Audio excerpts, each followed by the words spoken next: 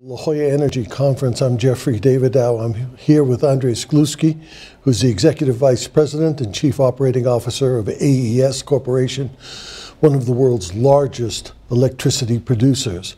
Andrés, thanks for being with us. We are focusing at this conference, among other issues, on alternative energy. Very important, we all agree on that. But it does seem to me that for the foreseeable future, Latin America's energy needs, in a very large measure, are going to be met by traditional energy sources. Do you agree with that? I completely agree. Latin America is, as a continent, is the greenest, let's say, electricity sector because so much of it is hydro, but it's conventional hydro, meaning it's hydros of more than 50 megawatts in terms of a general definition. So I don't see that changing for many, many years. And I think there are two reasons for that. First is the cost of renewables is higher, and you really have to, governments have to decide how much they want to subsidize or promote the renewables. And the other thing is that renewables always will need sort of core power or traditional power to back them up. You know, when it's not windy, when you have droughts, you need to have that installed capacity of thermal energy, other types of energy to back it up. So for the foreseeable future, traditional energy will continue to play a predominant role in Latin America. Hydro is very important in Latin America, but it also produces a significant vulnerability, which we're seeing right now in Venezuela. For many reasons, Venezuela is having electricity problems, but a drought is a major factor. We've seen that in the past in Colombia and Brazil. Is that what you mean when you say countries have to have a backup?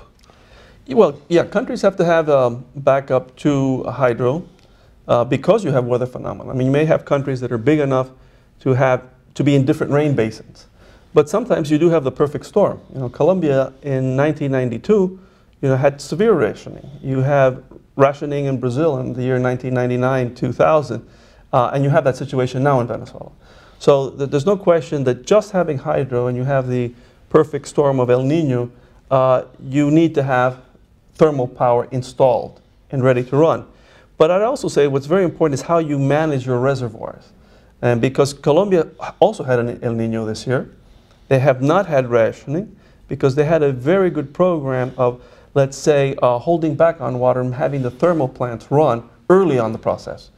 And therefore we're able to get through it without any problem. So there are two aspects to it. One is how well you manage those reservoirs as well. How attractive is Latin America generally, in maybe with some specific examples, to a company such as yours that's involved as a private sector company in electricity generation? Well, I think selected markets in Latin America have been very attractive. If you look at, for example, Chile has been a very attractive market, a market that's been with very good regulations, very clear policies. And you have growing energy demand as mineral prices, so specifically copper, went up and demand has grown a lot. You also have markets, for example, like Brazil that are extremely interesting. Panama is another very good market. So certainly for a company like us, there are countries in Latin America with regimes, regulatory regimes that are attractive, and you also have growing markets and you have access to capital markets. And sometimes domestic capital markets, like the pension funds in Chile, the pension funds in Brazil, for example. And do I take from that, and finally, the most determinant factor in determining whether a market is a good one or a bad one is the clear-cut rules and the regulatory function being administered properly by the state? Yes, I think that having clear rules are fundamental.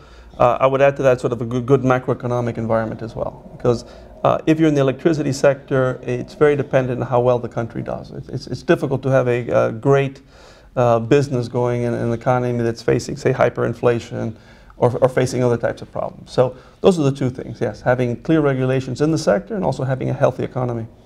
Andrés Gluski of AES, thank you very much.